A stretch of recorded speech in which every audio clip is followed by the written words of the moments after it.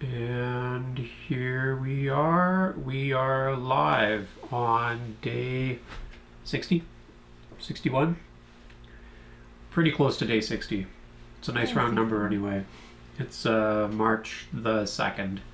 After the end of the big wild year, so of course you probably watched us on our live stream on New Year's Eve, and we're now a fifth of the way through a new year eating junk food. Not 100%. Not 100%. No. But eating a lot of different food than what we've been eating in the past, in the year previous. I see Wes. Wes is checked in. I'd like to go fishing. Yeah, I don't know if I'd want to come down there and just cook, but if we were cooking and fishing, that sounds pretty good in Texas. It's a warm holiday. It says show you some recipes. Oh, okay. So maybe you would see them while fishing. While fishing. Just pictures of recipes. Yeah. Shooting some hogs and that's like a perfect day for recipes. Me. Yeah. Fishing and then flipping through recipe books. Yeah. Yeah. All right. Texas. I think Wes is in like the really, really dry, hot part of Texas. I don't know if you'd like that. It's like really hot all the time. That's Delphi's dream. No. Jeannie's here. Paul from New York City. Hey everybody. So what have we been up to? Oh goodness. Gaining weight. You just want to lead off with that? Feeling, oh gosh, well, like 3 weeks of constant Pillsbury Doughboy bloating and running to the can. Yeah, good times. We are very fortunate that we kept our old clothes. Jeez. Yeah. Because we need them again. And that was really surprising to me because I don't want to say that I didn't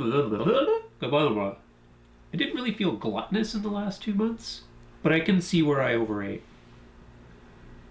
But I can see where I also exercised, you're surprised, but some restraint in the amount of junk food I was eating, but apparently not enough. No.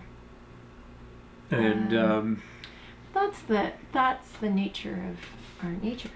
Yeah. Yes.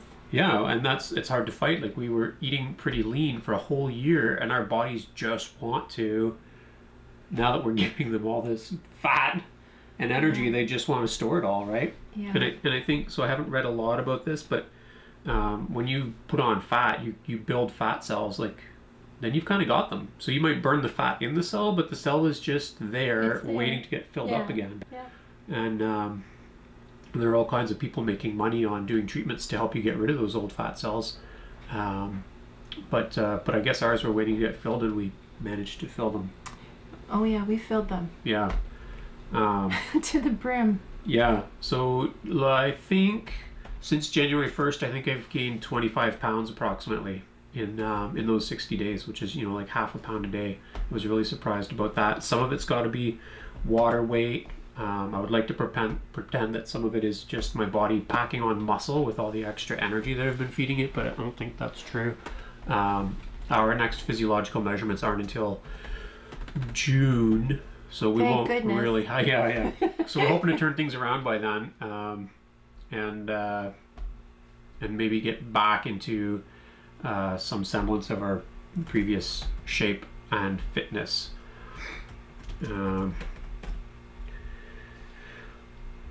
North Carolina _Dave.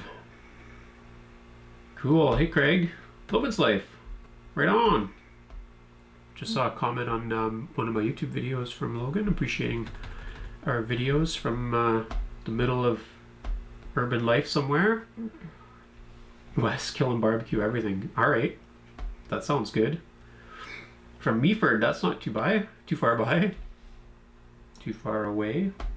I think the mercury's gone right to my tongue.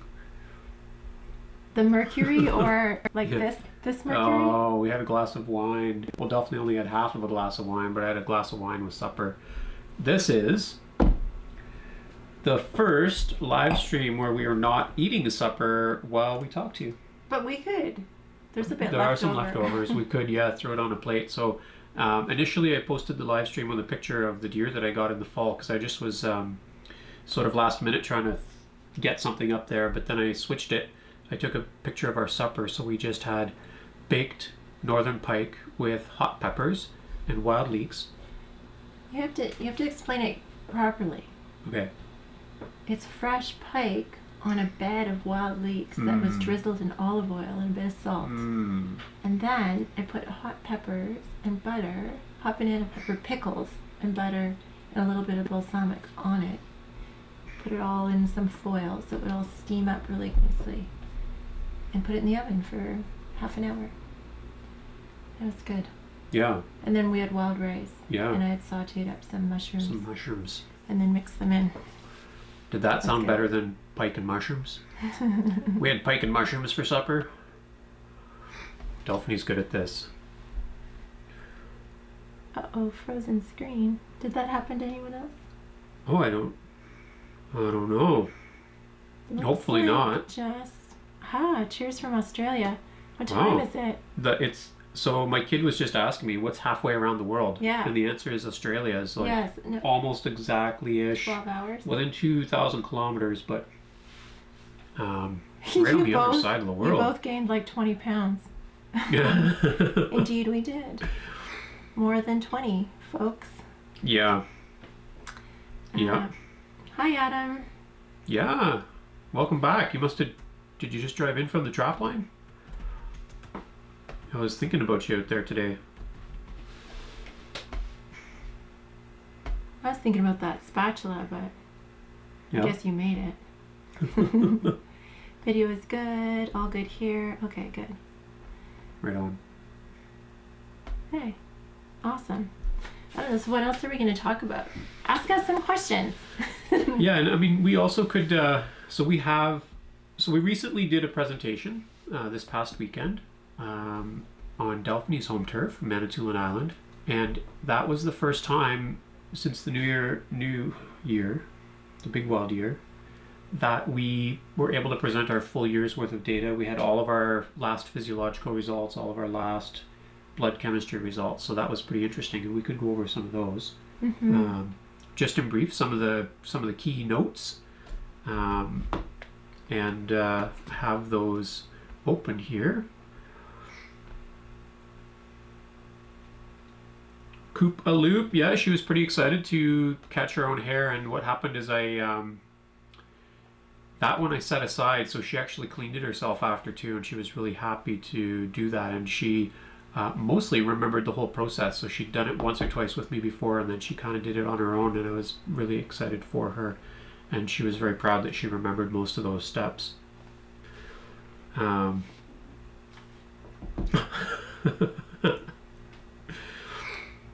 Sorry, Matthew, I jumped ahead to Wes's comment, but I was just about to answer about morel mushrooms. We dry them, and then we've never really like pickled them or canned them or anything like that. No, we have sauteed them up and thrown them in the freezer before. Yeah.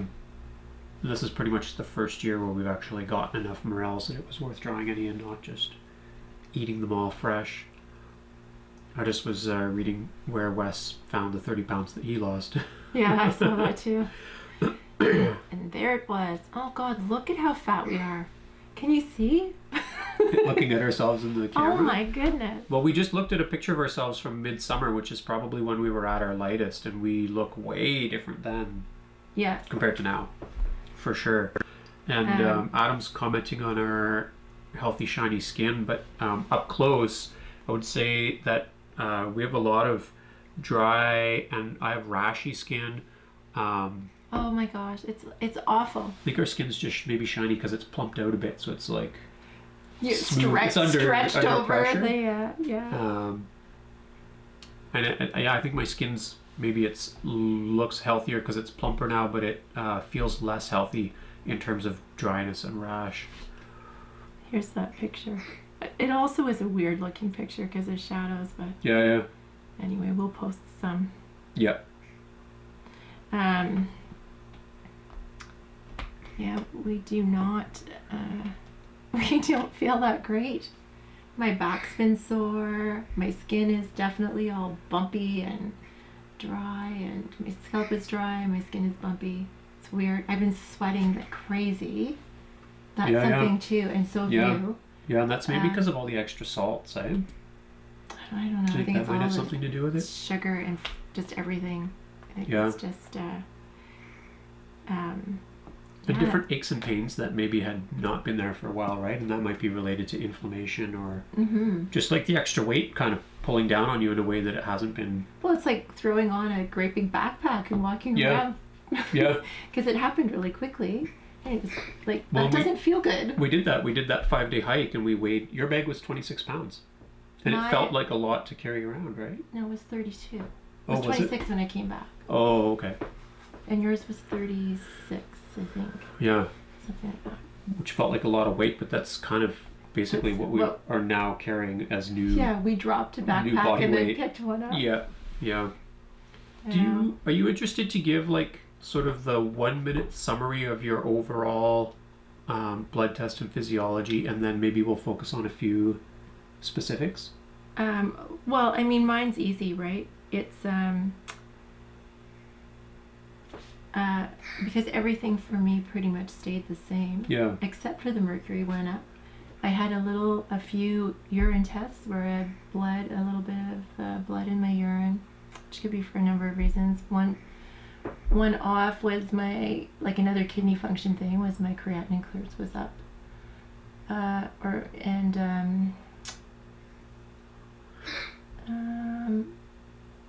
But everything else stayed pretty good. Yep. I'm trying to remember if there was anything else that was, my vitamin D was tanked for the whole year. It got up like all through the summer when I was outside a lot, and we were eating a lot of fish and whatever, but it really only got, I think, 2 points above like the lowest normal. Yeah. Which was, and we both, I did, but you did too, we both had ketones once, but it was related to, that was related to excessive physical activity, which is normal. A little odd thing on a liver function test, but like those are things that are just sort of, I think, can happen. Yeah, so for if I could just jump in on your blood test results, I would say like the story of your blood test results is that you started the year healthy. Yeah. And you maintained health on an all wild food diet. Yes. Yeah, I maintained health. Maintained good cholesterol, good electrolyte levels. The numbers were all good, but I can tell you that I felt way better. Yeah. Yeah. And some of the things that didn't change much, but maybe there were other markers that I would have checked. And I think I talked about them at the beginning, but there's only so much you can get covered and done. Next time we do this, next time, we're going to monitor more things. But there are different inflammation markers that I probably would have asked for, because there was a slight difference in mine. There was in yours, but I just felt a whole lot better. Yeah. Yeah, and reading a lot of academic papers now, I see where there are some other very interesting measures that could be taken that I wasn't aware of. Maybe if you don't mind, I'll cover my blood test and then we'll both do physiology. Yep. I'll just do a little bit of typing. Yep. Sounds good. So my test results, there was more movement in mine, and I would say that my test results I started at not as healthy a place as Delphine. No. And yours said. So I'll give some actual numbers because that'll give you a little bit of context. So and also for me, I have some results that are lower than the normal range for hematocrit, for hemoglobin, but my results historically have always been below the normal men's range for hematocrit and hemoglobin. My doctor says, "Oh, you have a woman's blood." I don't know. They're just kind of just under that line. But those basically stayed the same through the year. So if I have a look now at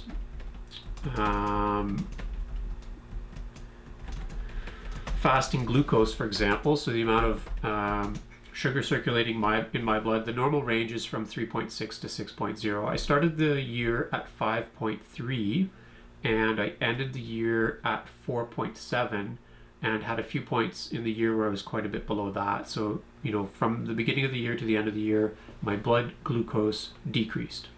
Although my A1C measurement, which gives you basically a 3-month snapshot of the amount of sugar that's been in your system over the past 3 months, stayed relatively the same through the whole year. And we think that might be because of the amount of maple syrup that we were consuming. And anybody who's been following along knows that we had a lot of maple syrup in our diet. The other ones that I was interested to report on were triglycerides. So my triglyceride levels at the start of the year were 1.51, and I'm sorry I don't have the units for all these on this chart that I'm reading from, but I'll just say I had 1.51, and I ended the year at 0.43, which is a very significant drop in triglyceride levels. So those are fats, and I think that's particularly interesting because our diet was very high in fat, and if you were watching, we were eating all kinds of bear fat every day. Lots of fatty beaver meat, raccoon meat. We were eating all the fatty parts of fish, which might have been to our detriment, and I'll explain that in a minute. And yet, triglyceride levels were decreasing through the year. And one thing I've come across in research is that the Western diet is very high in saturated fats, whereas when you're consuming wild game, it tends to be much higher in polyunsaturated and monounsaturated fats. And I'll let you say that, but I believe that we have just as much benefit from the amount of berries and all the variety of berries that are helping to balance out some of those the fat that's circulating in the blood. Yeah. Cholesterol. So the HDL cholesterol, that's the good stuff. Mine started at 1.69 and I ended the year at 2.68. So my good cholesterol went up quite a bit. I should put a t-shirt on instead Sure. of this. Okay, too warm? Yeah, too warm. So it's roughly, well, it didn't quite double. It went up by whatever percent that would be. LDL, which is the bad cholesterol, I started at 4.16 and then it decreased over the year to 2.79, which is a pretty significant decrease in those cholesterol levels. So two theories on that. One thing we know is that as you lose weight, you're also going to see a drop in cholesterol. So part of that is going to be attributed to the amount of weight that I lost through the year. And then the other part of it is related to the types and kinds of food that we were eating through the year as well. So there's a couple of the highlights from blood chemistry results year over year. Delphine's cholesterol, her good cholesterol started at 1.68, that's the HDL, and she ended the year at 1.99, so it went up slightly. So hers was already pretty good and stayed good. Her LDL, which is the bad cholesterol, started at 2.13, and it increased a little bit through the spring, and it went down to 1.81 in October, and then kind of ended a little bit higher than you started the year, eh? But a LDL of 2 is already a good LDL cholesterol, so she started off good. Finished well. Up and down through the year, and ended at a good point as well.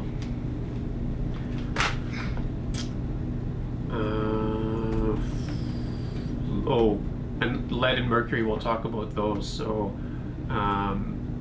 Delphine's lead levels remained below the benchmark, and mine sort of floated above and below the benchmark, which is 0.24 nanomoles per liter, I believe. The bigger story for us is the mercury levels. So the guideline is that you should have blood mercury levels below 29 nanomoles per liter, and we each started at the low end of that range. So Delphine had 25 nanomoles per liter, and I was at 42, which is slightly above. But by August,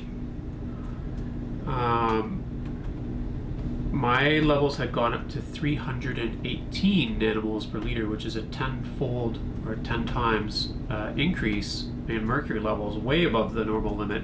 And Delphi's increased to 202 nanomoles per liter, which is also very high above the limit. And they've since declined. So as of my last test, I was down to 113, and there was a typo on Delphi's last test, so we don't know her recent or current mercury level. Yeah. But you can see that her temperature is way up and down, like a thermometer. I don't know what I'm saying there. For what? Your mercuric? Full of mercury, your temperature's up and down. Yeah. There's a stretch, eh? Yeah, a little bit. So our doctor was concerned about that, but he, on doing some further research, he said it's probably really not much different from what you would expect from people who are eating contaminated fish, which we know happens in a lot of places in Ontario, Canada, the United States, and beyond. It is a legitimate concern. That does. Yeah, and for the lead, I think I must have just been eating too much lead shot, too many grouse. Didn't make good headshots on them. Who knows? And we know that's a concern. 2,000 yellow and gray morels. Any ideas on an expedient way of drying that many? Wow. Lots of dehydrators. Your friend there with the spindles. Yeah. The mushrooms on the sticks. So if the weather's okay for it, I met a guy, and he basically has like a lampstand, a wooden lampstand, and he drills holes in it, and he puts coat hangers. He cuts straight pieces of coat hanger, and then he just pushes he does it with boletes, but it would work for morels as well. So then he can just put them on his porch in the sunshine and move them around where there's the most sun. You can dry mushrooms really effectively on your dashboard in your car, depending on the climate where you are. I've definitely dried lots of mushrooms on the dashboard on trays. You can do it in an oven, but it won't handle huge quantities like that. I guess it depends on really what your house is like. You probably could string them on strings if you had a warm area in your house, like over a baseboard or near a wood stove, or by a big warm window in the sun. Those are just guesses.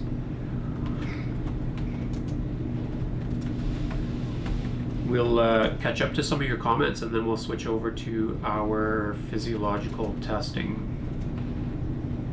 So if I jump back to where I can see these comments. I think most of them you kind of caught them.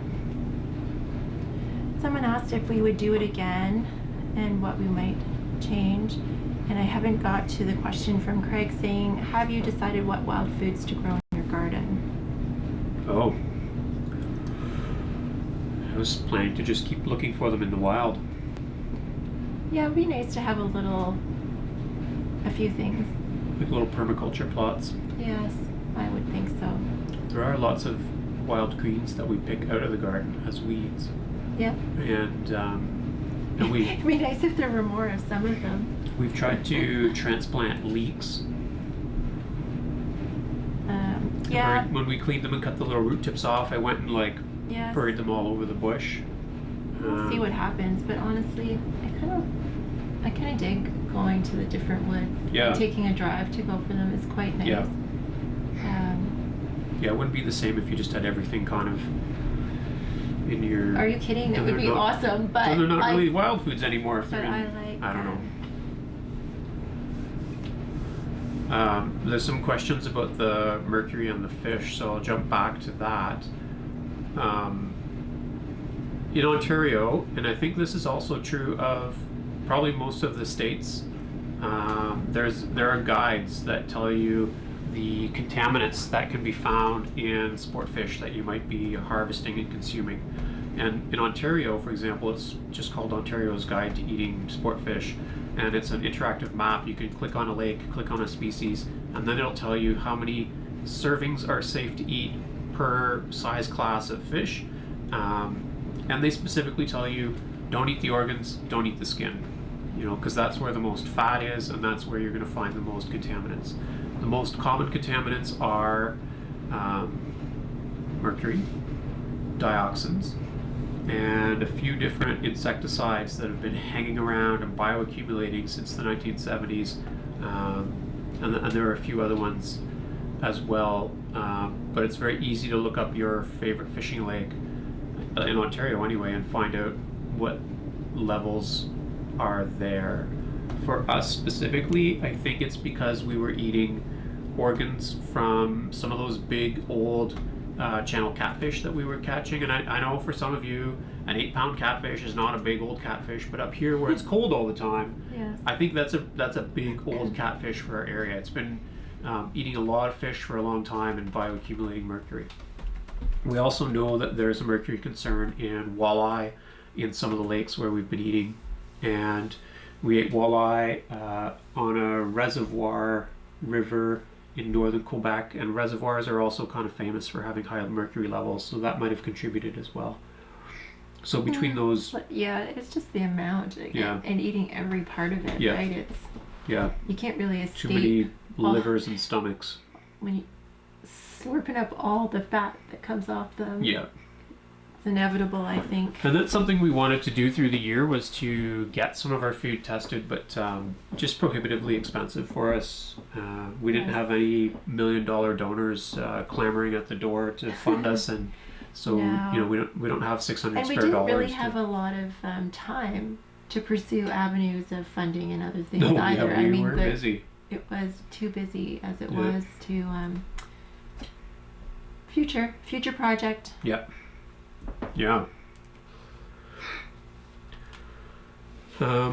Physiological results. Physiological results. Yes.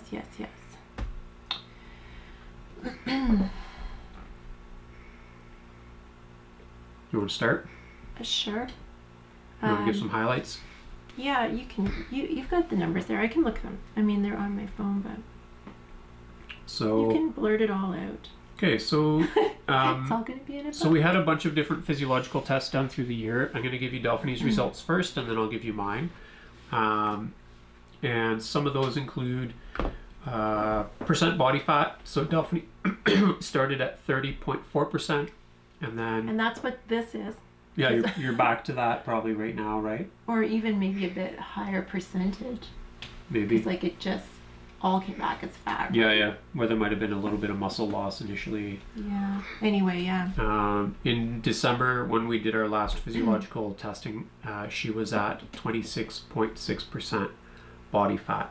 Waist circumference, and sorry, this is all in metric, 92.5 centimeters. And then a year later was 74.5 centimeters. And waist circumference is a really important measure of abdominal obesity, which is related to a lot of chronic, non-communicable diseases, so cardiovascular Oh God, disease, was that how big my waist was? diabetes, Son of a and bitch. so on. Son of a gun.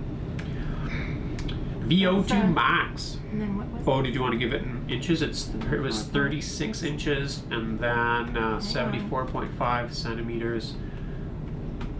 Your numlock is on, I think. Is 29.3 inches. VO2 max is a measure of aerobic capacity, so it's basically a test of increasing 7 intensity. inches.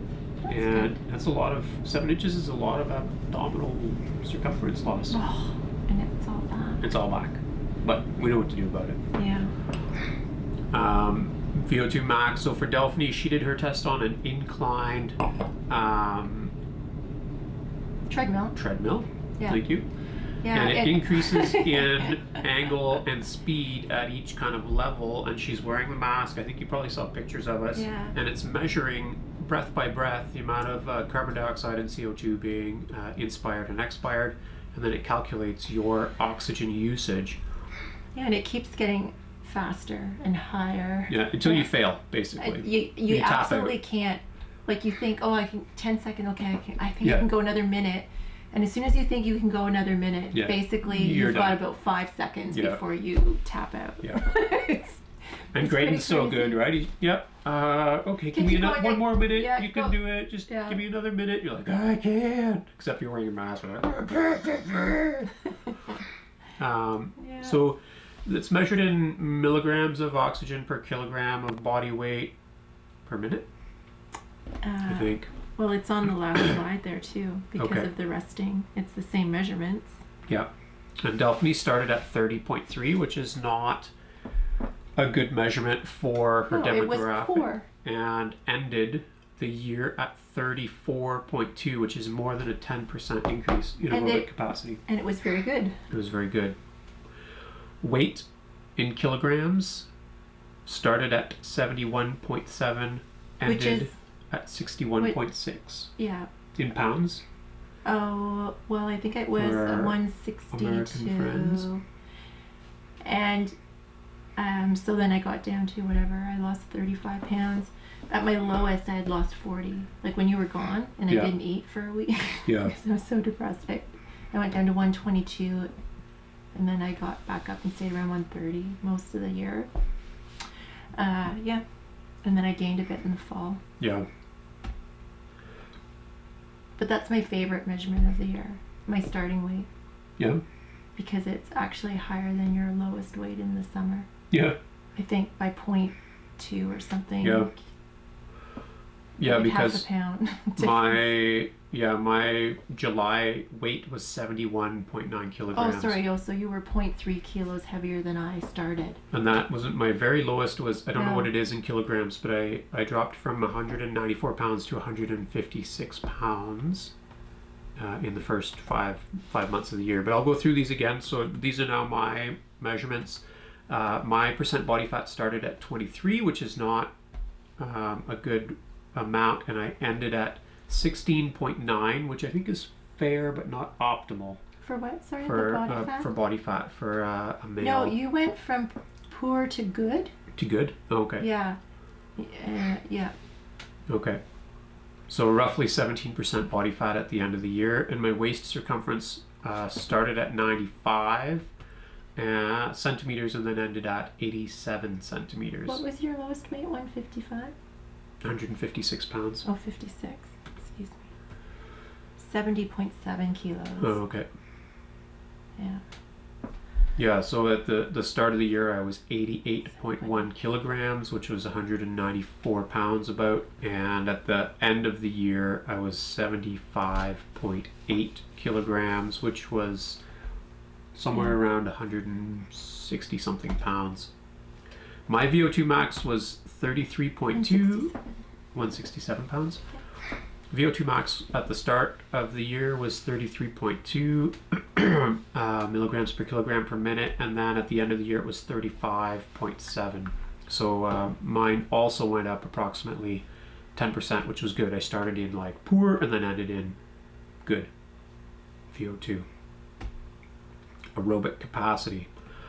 I guess without going into like the little number details, we did a sit and reach test, which is a measure of lower body flexibility. You sit flat on the ground, you reach out as far as you can, pushing a ruler, and we both had, actually Delphine I would say had a fair increase of about 3 centimeters increased flexibility over the year, and I had a very marginal increase in lower body flexibility. Hand grip strength, Delphine's went up over the year and mine declined somewhat over the year. And they use these dynamometers that you squeeze and it gives you an output. An interesting one was leg press.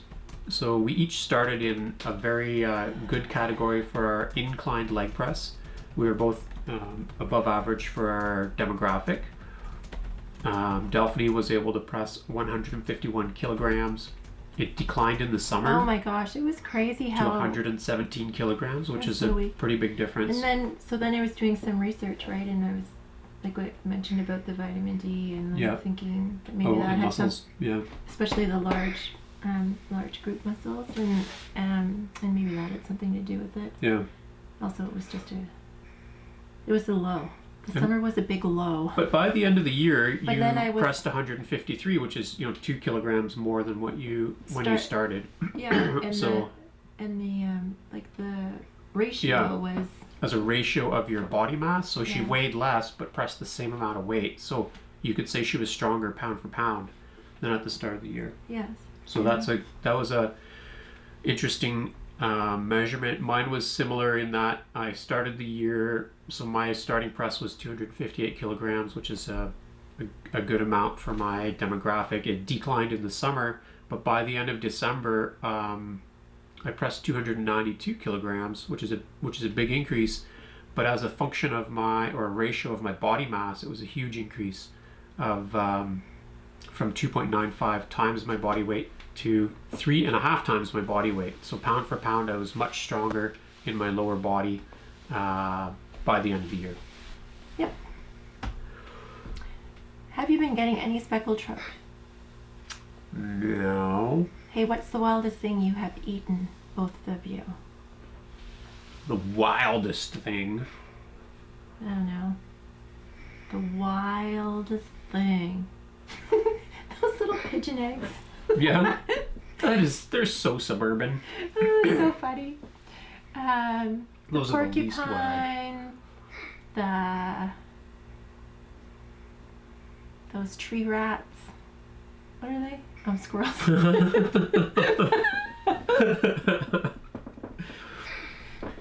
Yeah. I don't know. The beaver, like they're unusual things. I don't know. They're not so like crazy wild. Yeah, or like maybe organ meats of wild things. Like a lot of people haven't eaten porcupine. A lot of people haven't eaten raccoon. A crane. Not a lot of Ontarians would have eaten a Senegal crane. That was kind of like that was our favorite from the whole year. Favorite meal. The all rib year. eye of the sky. So good. Yeah. I'd eat one of those again in a second. Yeah, for sure. The numbers sound okay except for a few, but you look healthier now than you did. Isn't that funny? So we keep commenting on that. It's that we look average again. Like we've had this discussion so many times, like everybody is pretty plump. Some people are in better shape physically, like they're more muscular, right? Yeah. But I mean, people are pretty large. Yeah. But like when I was talking to other folks back home, especially, like talking about our parents and grandparents, and they were slender folk. Yeah. Wiry as all get out. All get out. And, like they were working hard and not eating in excess of things. Like, when teacups were teacup size and a coffee cup was like not like this, right? And putting half a liter of cream in it. It was a totally different thing. And when I look at pictures of all my relatives, I think, like when they got older, they got a little bit fluffy, but See, I wonder if people are hardwired, like going back thousands of years, to really be attracted to somebody who could scavenge up enough, be successful enough that they could carry extra weight. Because then you could carry extra weight and not be unhealthy, right? That would be like a specimen. Somebody who's able to like scratch out a hunter-gatherer living and carry an extra 40 pounds, right?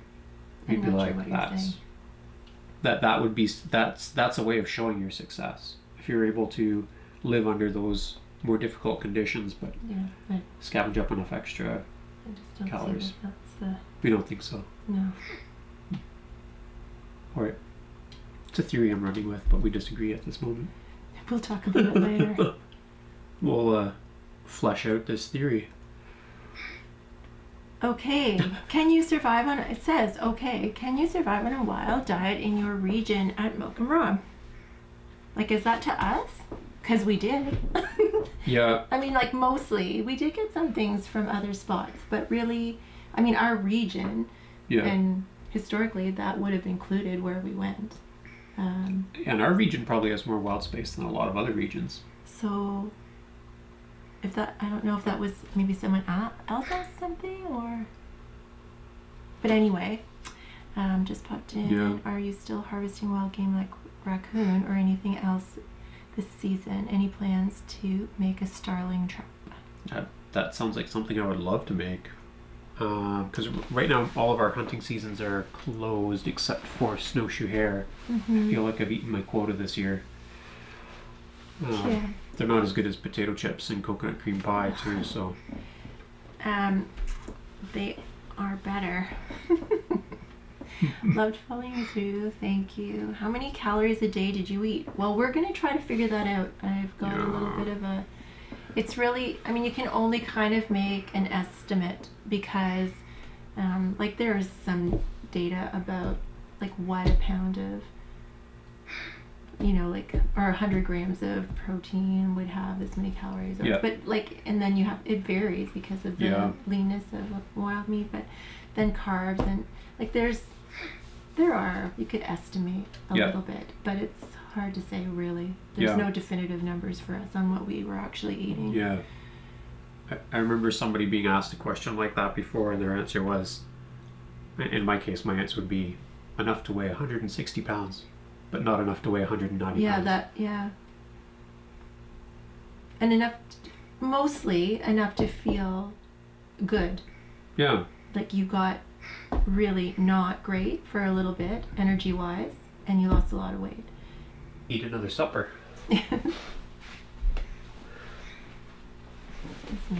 Early morning. Good night, Adam. Thanks for checking in. Did we ever have wild bologna? No, not even anything close to wild bologna. We've ground some meat. Oh, I'm frozen up here. What's going on? But isn't that funny? I don't know that we've had any wild bologna. Did it affect your testosterone levels? Well, we don't know. It's not one of the things you got checked, and that's probably one that it would have afterwards. I mean, I had my hormones checked, and like he stopped doing it in the summer when they spiked up to like menopausal numbers.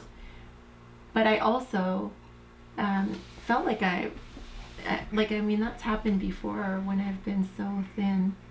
Like you stop menstruating, so I don't know how much that affects the numbers because I don't know.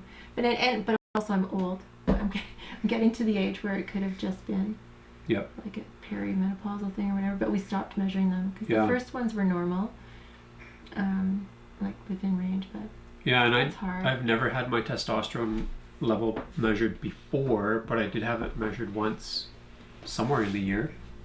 Oh, did you? And it was in the normal range. Oh.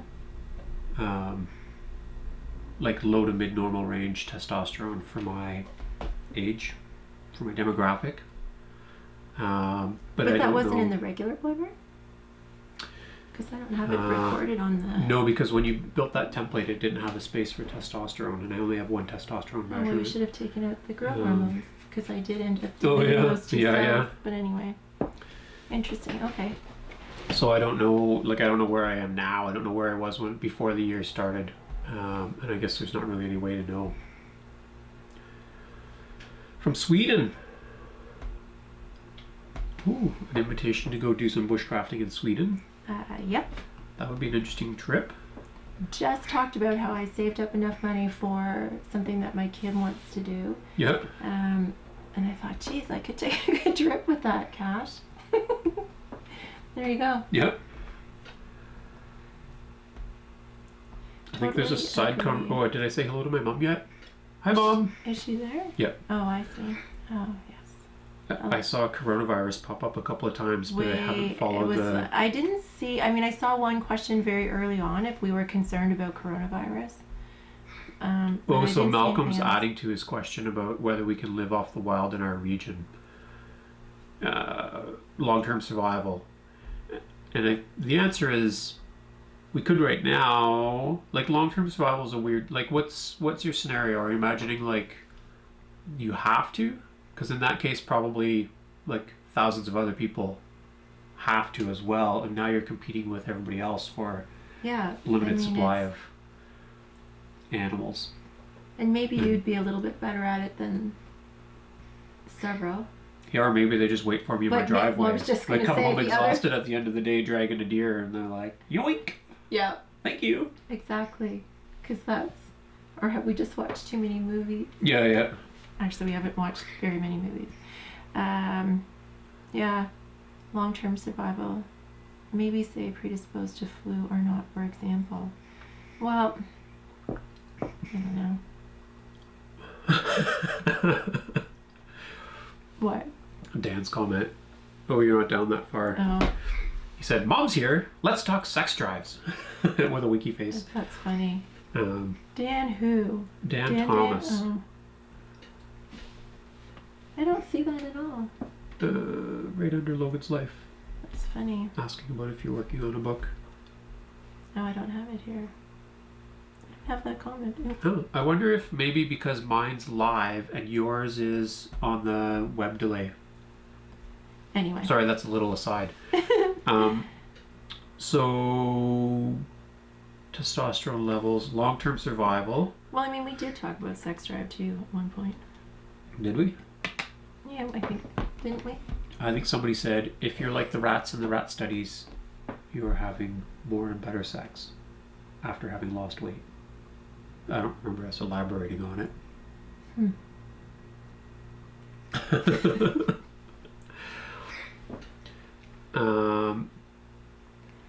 I guess we are dependent on the farm. A farm is a good thing to have, and you know, in our area historically, like there was lots of agriculture here for thousands of years, but not great agriculture, and so people were still very reliant on hunter-gatherer skills, even at the same time that they're trying to get as much corn, beans, and squash as they can, right? Yeah.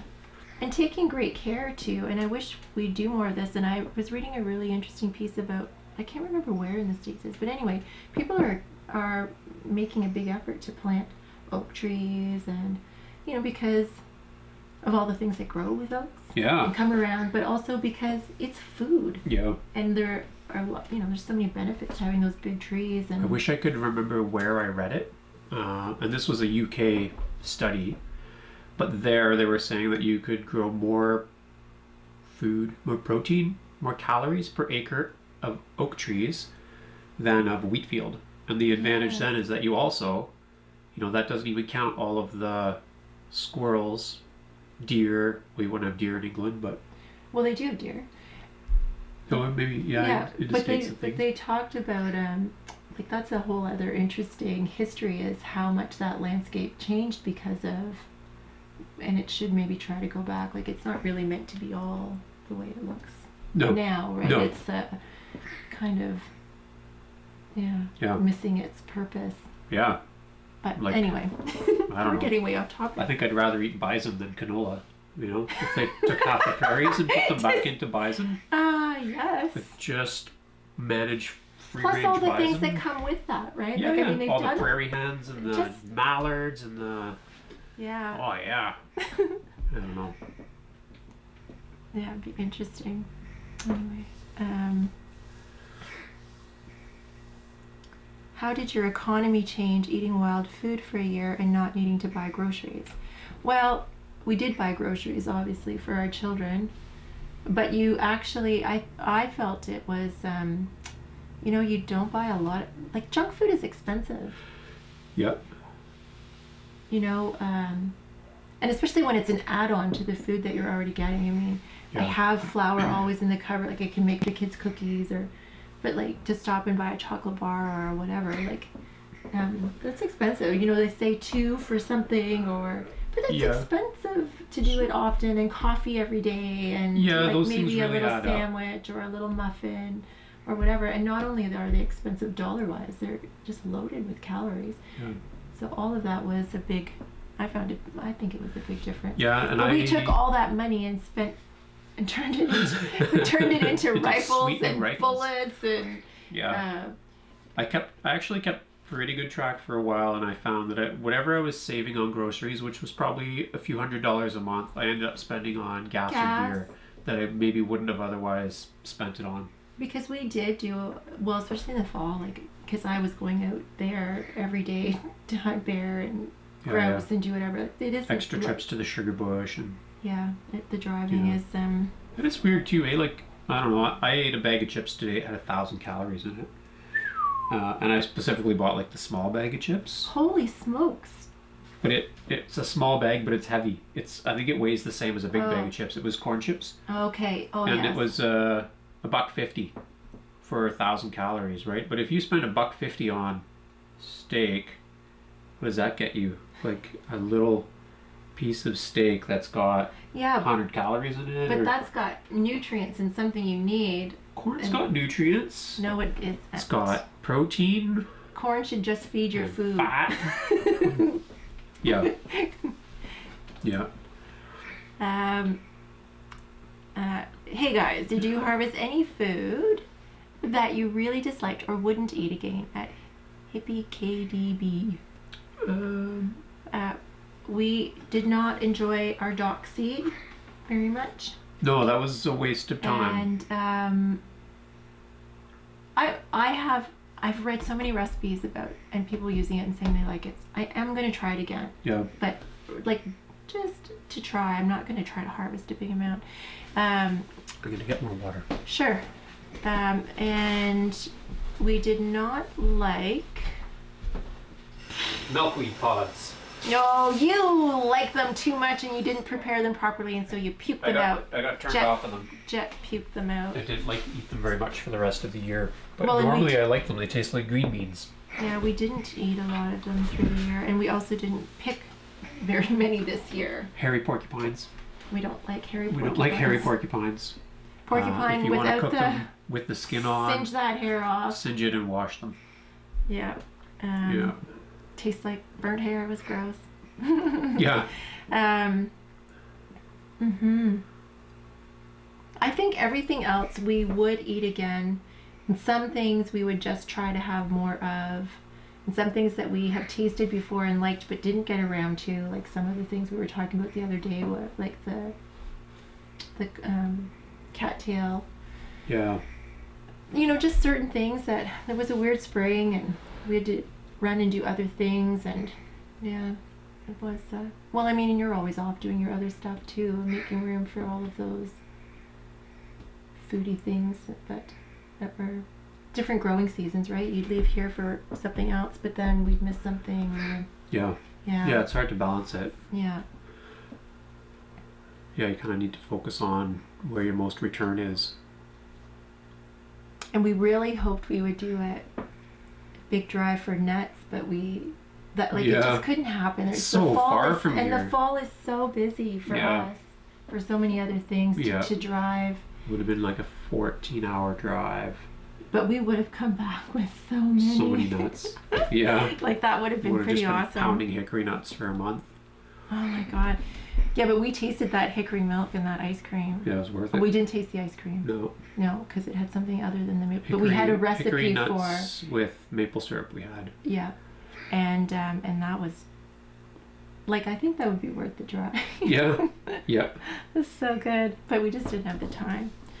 But like in another year where you're only doing like half wild food or whatever, right? You would do that because you wouldn't be leaving so many other things behind. Yeah. Because you're balancing it out with other stuff. But yeah. It'd be fun. Emma checked in to say that long-term survival in Nova Scotia, you would be gone within 3 weeks, and then she's from the UK and they have a good variety of deer and lots of oak trees. Yeah, oak trees are on the decline in North America, and they think it's because of the way they manage forests and the way they suppress fires. So fires perpetuate oak trees because they're adapted to survive fires, but because we put out the fires, then the oak trees get outcompeted by other things. Are we still hunting nuisance animals? Not really. Not right now. Most of them are hibernating or have... no, you're stocking coconut pie and... Yeah. Fritos are the worst. That's what they were, Fritos.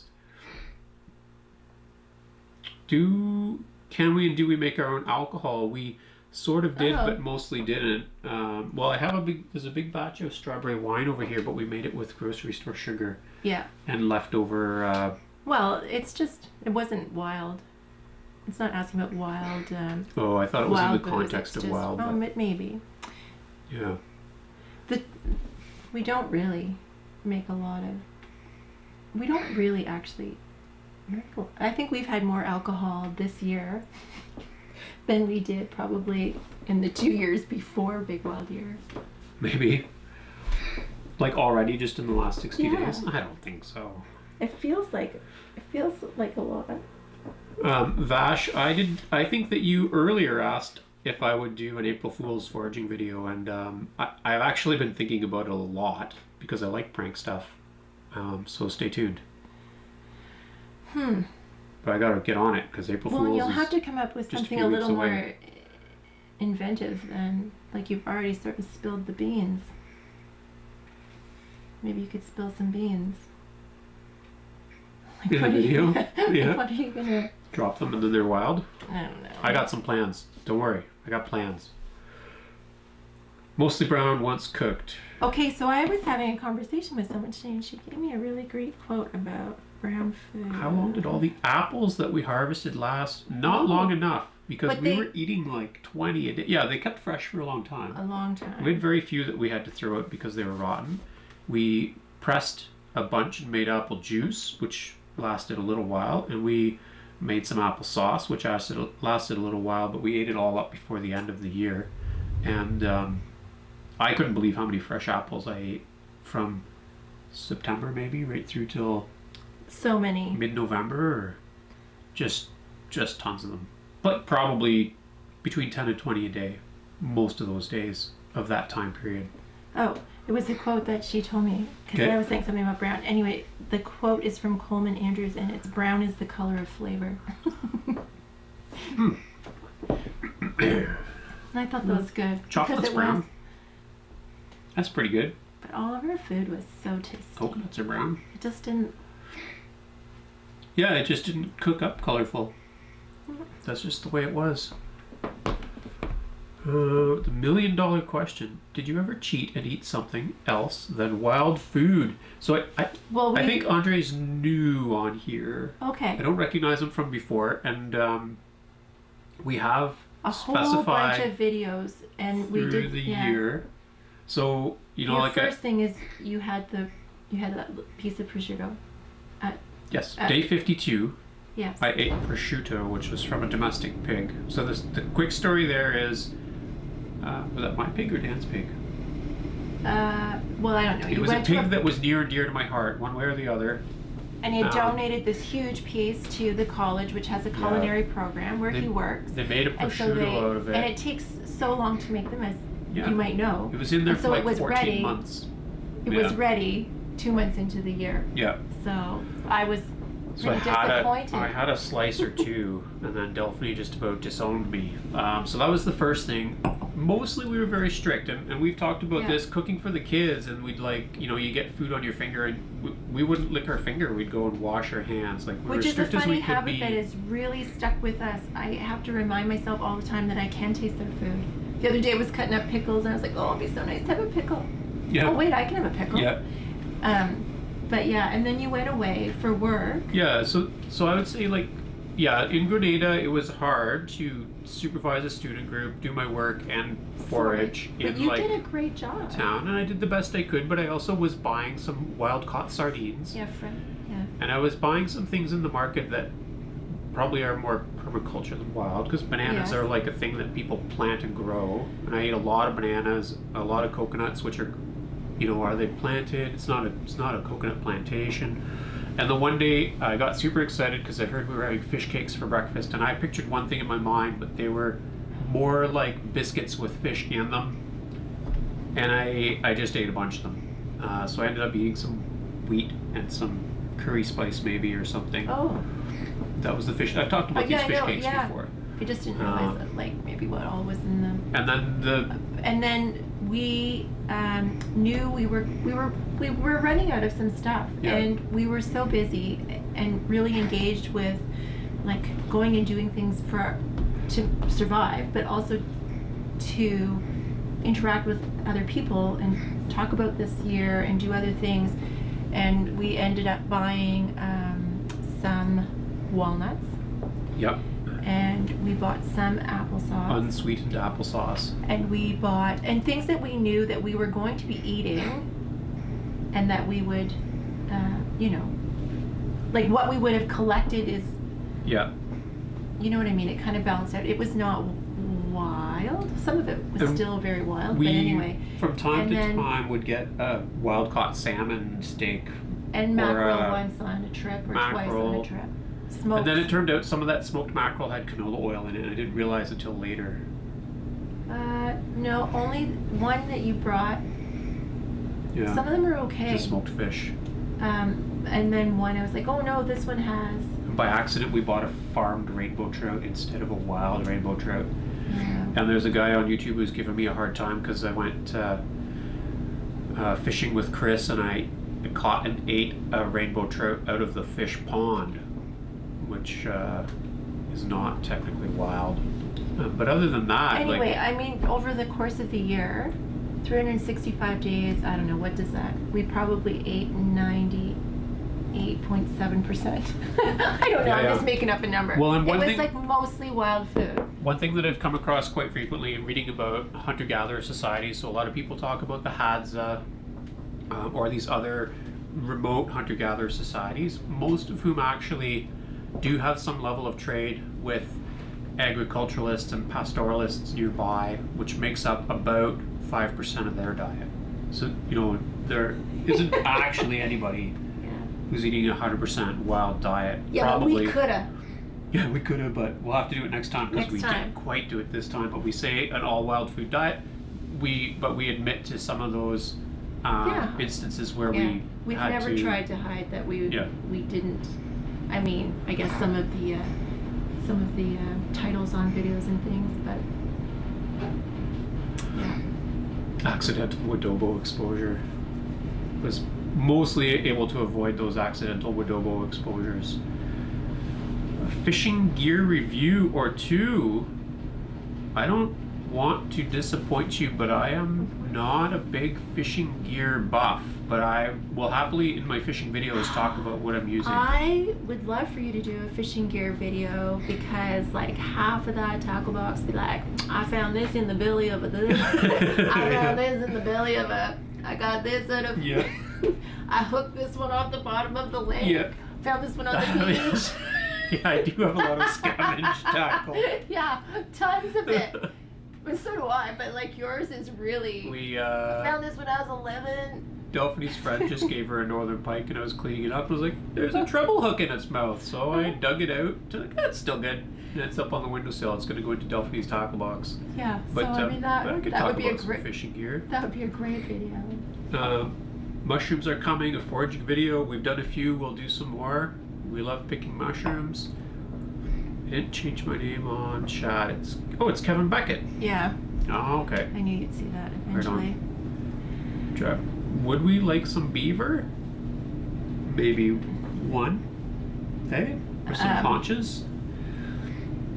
Yeah. I don't know that I want a whole right freezer full right now, but I can't fit anything in my freezer. So this is an interesting thing that's come up too is I still was gifted some wild meat from a couple of my relatives. I just got a whole big what do you call this, thermal bag full again of stuff from my cousin Randy, which was amazeballs. And my fridge, like we're gonna probably have to do another month or something of wild food. Oh, easily. There's a lot of wild food. My freezer's full. In my freezer and I've got lots of little odds and ends that I didn't quite get to because they were like low tier. Like I might have a bag that says like beaver kidneys on it, right? Or like there's just some stuff I gotta sort through. Deer kidneys, deer, I don't know, just like some odds. Maybe some weird little birds here and there. Or, I don't know. I don't have any weird stuff in mine. Dig. Mine's all good stuff in there. I got the prime goods in my little freezer. Yeah. Considering you guys did that for a whole year, I say you two did a great job of sticking to a mostly wild diet. Thank you. Yeah, it was a lot of work. Yeah. And it's definitely an interesting tale to tell. There's a lot of good information that we learned. A lot of ingenuity in the cooking department. A lot of wild spices and connecting with people who forage, a lot of cultural diversity in cooking from different groups around us, indigenous groups. The year was a big success in so many ways. Oh yeah. Not 100% wild food, but like 100% awesome. Yeah. It was great. Yeah. Really good. Are you hoarding food for the coronavirus? Oh, there's another. Based on 2,000 calories. Okay, so I think we realize you don't need the make a mystery meat gift box for. Oh yeah, when we're going through the freezer. I thought it was gonna be like as like a draw or something for. Yeah. The special followers, big giveaway! Mystery meat from the freezer. Mulberries. We picked a few when we were down in Michigan. Yeah. That I dried. They were, yeah. I'd like to have mulberries. We don't. I mean, we could grow some.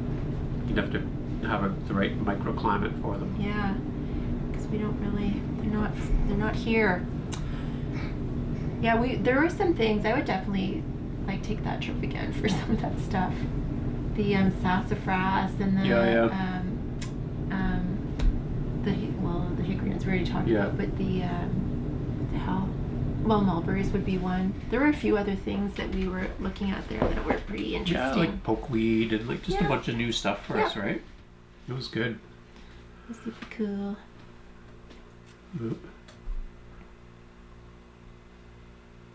Canola oil bad. I would say it's bad. We are. What's this? Yeah, I'm just curious as to what you use. That was in relation to the fishing gear. Oh yeah, okay. And someone said they like the animal processing videos. Those are really tricky to do because YouTube flags them, so I can't run ads on them sometimes, which makes it purely a labor of love to produce those and put them up there because I get like no return on my time except the joy of posting a video, I guess. You have to be really careful about how you film or frame that. But I do like to show it. Like I think it's a skill that people should have, and there are definitely people who are interested to do it, and so I will continue to do that. Did we dehydrate any foods? Many. Yes, we did. Leading up to the year, we didn't do a whole heck of a lot of dehydrating last year. No, because there were so few mushrooms, right? Yeah, but the year before we did tons of leeks, and I guess we did. I did a lot of leek leaves again this year, and a lot, 100 pounds of mushrooms or something, and some berries. I did the fruit leather this year. Yeah. I made and I just did acorn flour. Yeah. Yeah, a few things. Yeah, we got good use out of our dehydrator last year, or 2 years ago, and then this year, because we ran it so much. We bought a second one and then hardly used the second one, right? Yeah. But it'll get its turn. Have you started prep for maple syrup season? Yeah, it's coming quickly. Yeah. I don't know what this year will be like. It'll be interesting. I bet you it ran today. It was 5 degrees and sunny. It has been running. I saw some pictures of people. I was telling my coworker, right, they do syrup, and they've been really pleased because they run lines. So they're happy when there's a little bit of sap running ahead of like the big sap run. Yeah. Because it cleans all the lines out, and they don't have to dump any sap when it starts when in the good earnest. stuff comes. Yeah. I dehydrated some rainbow trout. It was so greasy. Oh, I think you want it greasy. Yeah. Like we would have no complaints about the greasy. Yeah. I would be 100% okay with that greasiness. I don't know what you could do except to like pat it with paper towels or something afterwards, but that's where all the fat is, right? If you take the grease out, then you're gonna have really dry fish. I think it would be hard to eat. Yeah. Yeah. Would you consider making a starling trap, Nathan? We wanted to get a bunch of starlings this year, but we just didn't. Yeah, so the trick with starlings is like they're mostly in town, and you can't shoot them in town, but you could trap them. But I don't. What was the other thing we were gonna? Super familiar with starling traps. We were gonna do blackbirds. Blackbirds, yeah. A blackbird catch and cook in the swamps. Yeah, but because we wanted to make 4 and 20. Yeah, 4 and 20 blackbirds baked in a pie. Maybe this year. We'll have to. And I looked at these pigeon traps that you can buy that like the pigeons can go in and out, and then they go in, and it's got like a one-way door, so they just keep packing themselves in there. But I wasn't prepared to buy a trap, but I would do that. Yeah, maybe we'll look up starling trap designs. Yeah. Cooking with rendered raccoon fat? Yes. Oh, you are cooking. Smells a little off, so I'm not sure. Well, it has an interesting aroma. Yeah. Where's smell-o-vision when you need it? Yeah. Be like, because you could probably just sniff it and say, "Oh no, that's fine." Yeah. Yeah. That's Do a how it virtual smells. check. Yeah. That technology's coming, I'm sure. Yeah, it's it has, like, I mean, your kids will tell everyone who wants to listen how disgusting your house smelled all year. Yeah. And that was mostly that's the raccoon fat. It's just a clingy Yeah. fat. Like, it sort of it just smells. Yeah. It's got an odor. Yeah. Great taste. Yeah. Yeah. Yeah, We're over an hour. I saw that. Yeah. Well, I kind of knew that when I was saying a bit earlier that 100% successful. Thought we'd use that as a segue, but then there were a few more good questions. Okay. Yeah, we're going to wrap it up here, though. But thank you for checking back in with us. It's been a little while since we've done a live stream, and it's nice to be able to give an update and to get some great questions from you. We will. One quick question. How happy were the children once the year was over? I don't know. Now they don't get to like split the pie 3 ways. They've got to split it 4 ways at my house. So yeah. The year was good. I know how we can end this. We'll just talk. Can I say what Eric James said? Yeah. Why the year is a success. Oh, yeah. You were over And then last week, and my 8-year, like the baby of all of the kids, he's 8 years old, and so they were out with us a lot last year picking berries. I took the 2 little ones grouse hunting. That was on another live stream. I told that story, how excited they were to see their mom shoot a bird, but we were just yapping about things, kind of a little bit about wild. It comes up a lot because we're done now, and what we're eating and whatever. But Eric James said, Mom, remember those berries that I had, my favorites? Well, he tried Saskatoon berries. He's had them before, but it was his first time picking them and eating them and knowing what they were. Yep. So the Saskatoon berries were his favorite. So anyway, June berries for everyone else. Yeah, for the Americans.